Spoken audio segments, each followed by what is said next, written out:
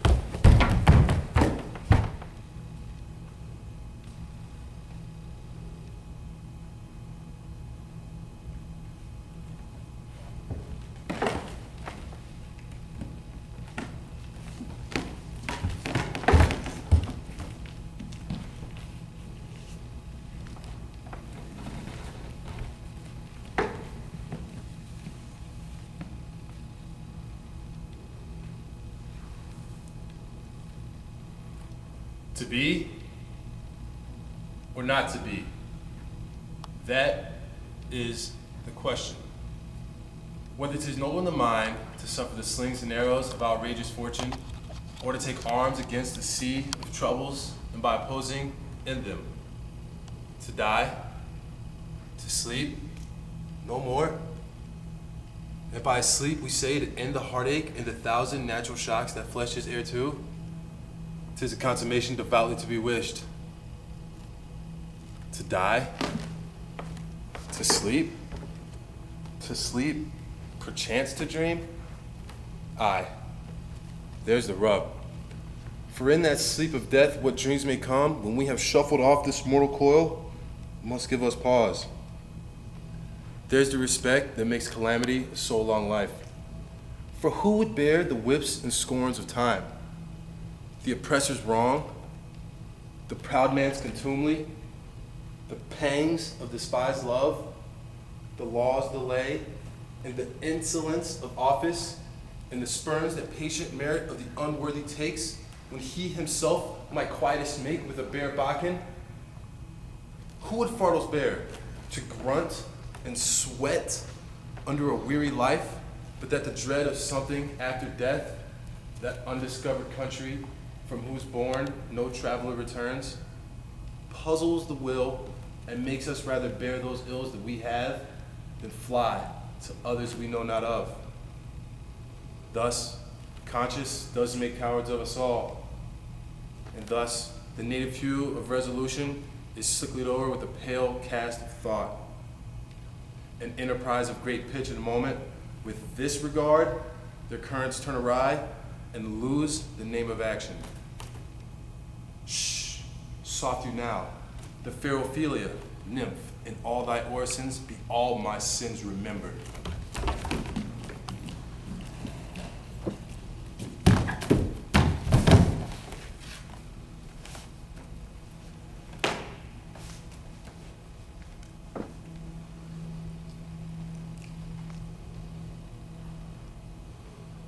How should I, your true love, know from one another? By his cockle-batten staff and his sandal shoon. Alas, sweet lady, what imports this song? Say you? Nay, pray you, Mark. He is dead and gone, lady, he is dead and gone. At his head a grass-green turf, at his heels a stone. Oh! Nay, but Ophelia. Pray you, Mark. White his shroud as the mountain snow. Look here, my lord. Larded all with sweet flowers, which be wept to the grave did not go with true love showers. How do you, pretty lady? Well, God dealt you. They say the owl was a baker's daughter. Lord knows what we are, but know not what we may be. God be at your table. Sit upon your father. Pray let's have no words of this. But when they ask you what it means, say you this. Tomorrow it's St. Valentine's Day, all in the morning bedtime. And I am made at your window to be your Valentine. Then up he rose and donned his clothes and ducked the chamber door. Let in a maid that out a maid never departed more. Pretty Ophelia. Indeed. Law without an oath, I'll make an end on it. By gifts and by Saint Charity, alack and fie for shame. Young men will do it if they come to it. By God, they are to blame. Quoth she, before you tumbled me, you promised me to wed. He answers, so would I have done by yonder sun, and thou hast not come to my bed. How long has she been thus? Oh, I hope all will be well. We must be patient. But I cannot choose to weep, to think that they will lay him in the cold ground. My brother shall know of it, and so I thank you for your good counsel. Come, my coach. Good night, ladies. Good night, sweet ladies. Good night. Good night. Good night. Good night.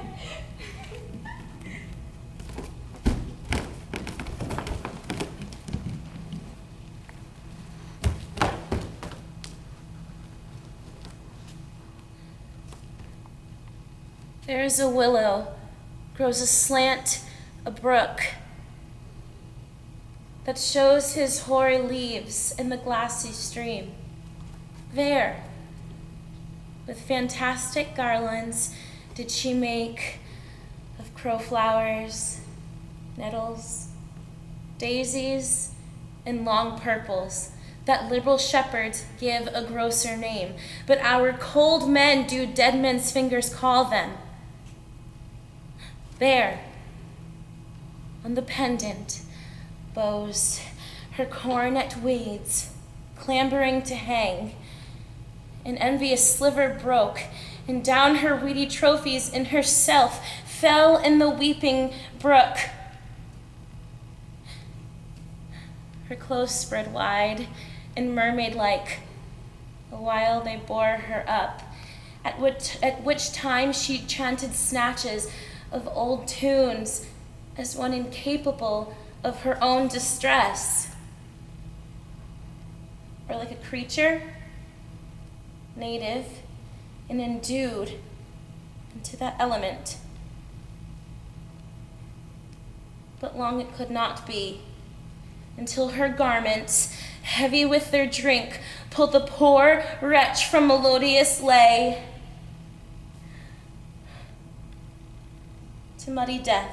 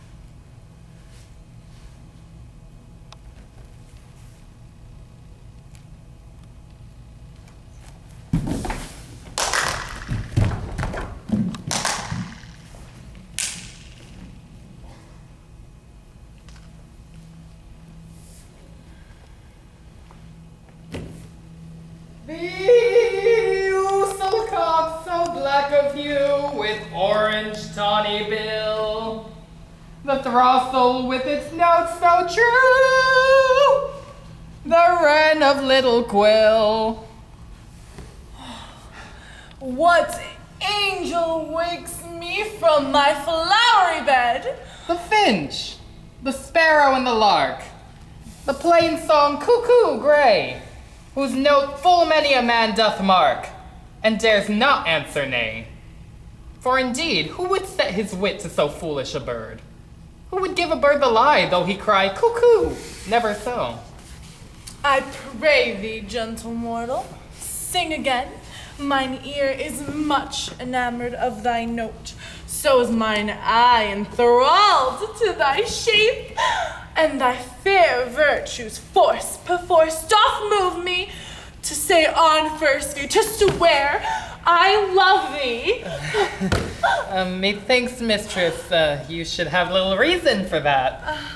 And yet, to say the truth, reason and love keep little company together nowadays. More the pity that some honest neighbors will not make them so. Nay, I gleek upon occasion.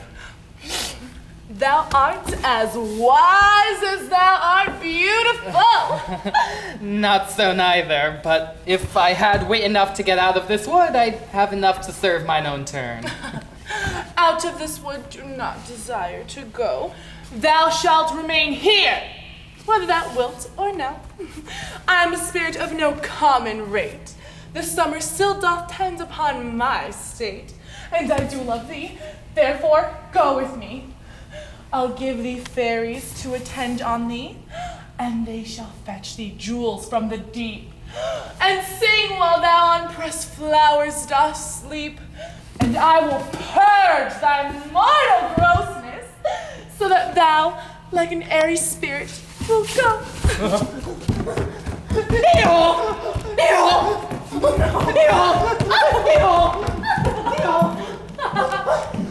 Oh, come here!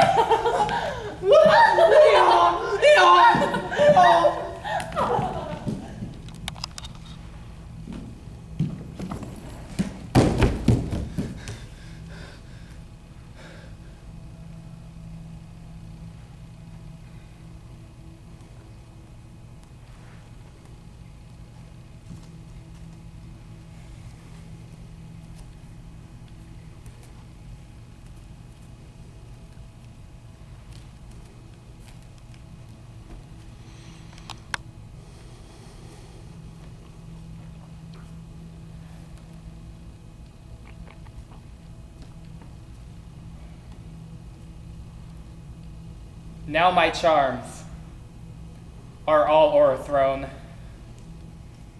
and what strength I have mine own, which is most faint, now 'tis true.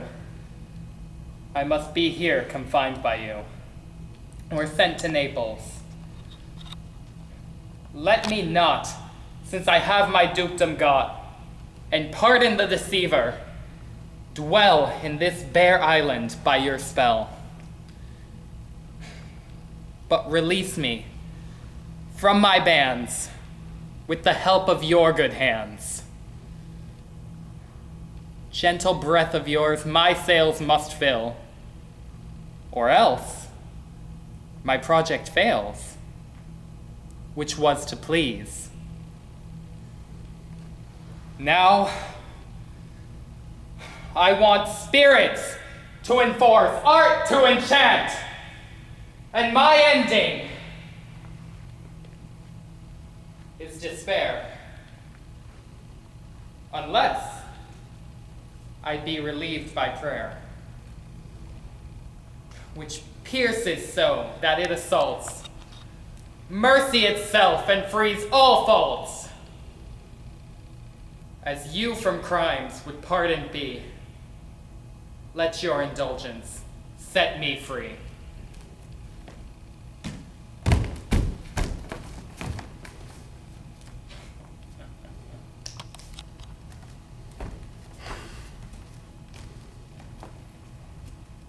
To bait fish withal, if it will feed nothing else, it will feed my revenge.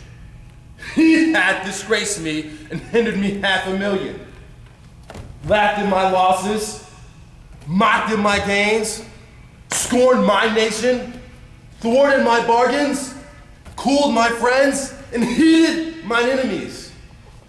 And what is his reason? I am a Jew. Hath not a Jew eyes? Hath not a Jew hands, dimensions, organs, senses, affections, and passions? Fed with the same food, hurt with the same weapons, subject to the same diseases, healed by the same means, warmed and cooled by the same summer and winter as a Christian is? If you prick us, do we not bleed? If you tickle us, do we not laugh? If you poison us, do we not die? And if you wrong us, shall we not revenge? If we are like you and the rest, we will resemble you in that. If a Jew wrong a Christian, what is his humility? Revenge. If a Christian wrong a Jew, what should his sufferance be by Christian example? Why? Revenge! The villainy you teach me, I will execute. And it shall go hard, but I will better the instruction.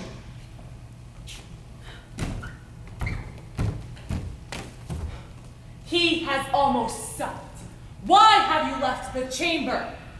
Was the hope drunk, wherein you dressed yourself?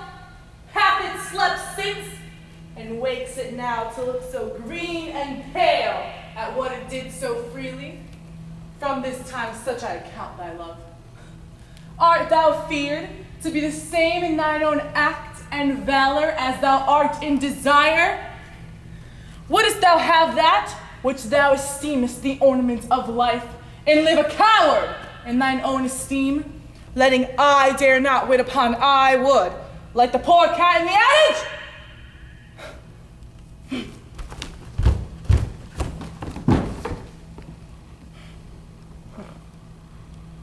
What beast was it then that made you break this enterprise to me?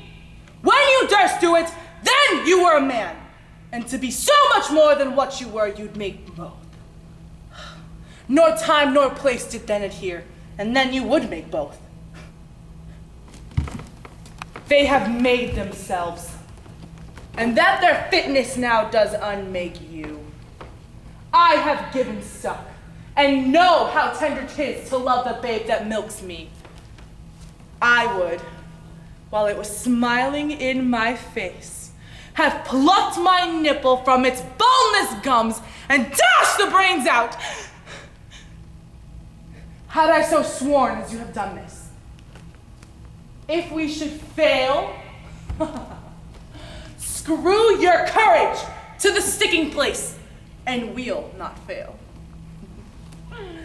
When Duncan is asleep, whereto rather shall his day's hard journey soundly invite him, his 2 chamberlains will I, with wine and wassail, so convince that memory, the water of the brain, shall be a fume, and the receipt of reason a limbeck only.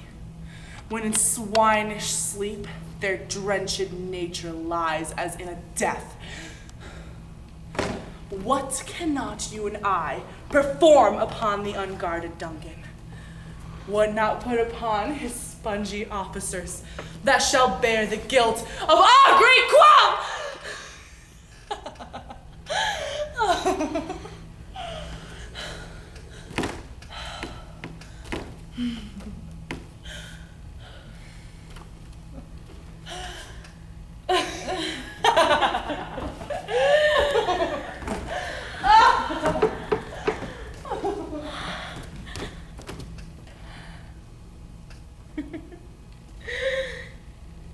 That croaks the fatal entrance of Duncan under my battlements. Come, you spirits that tend on mortal thoughts, unsex me here and fill me from the crown to the toe, top full of dearest cruelty.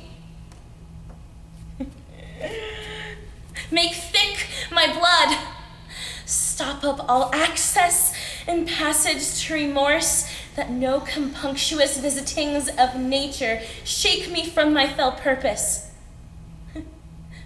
nor keep peace between the effect and it. Come to my women's breasts, take my milk for gall, you murdering ministers, wherever in your sightless substances you wait upon nature's mischief. Come, thick night, impale thee to the dunnest smoke of hell, that my keen knife see not the wound it makes, nor heaven peep through the blanket of the dark to cry, hold, hold. Hold, hold. Hold, hold, hold, hold. Hold, hold. Hold. Hold.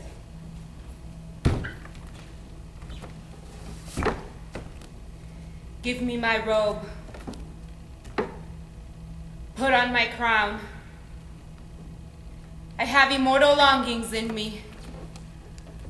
Now no more the juice of Egypt's grape shall moist this lip. Yar, yar, goody Ross. Quick, methinks I hear Antony call. I see him rouse himself to praise my noble act. I hear him mock the luck of Caesar, which the gods give men to excuse their after wrath. Husband, I come. Now to that name, my courage prove my title. I am fire and air. My other elements I give to Bazer's life. So, have you done? Come then, and take the last warmth of my lips. Farewell, kind Chermayan. Heroes, long farewell.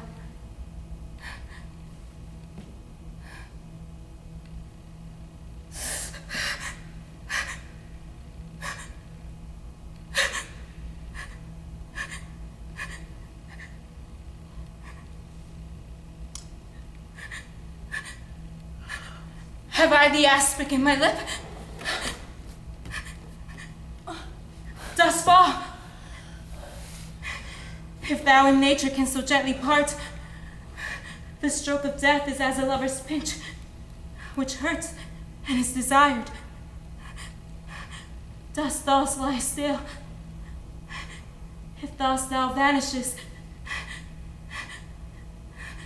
thou tellest the world it is not worth leave-taking.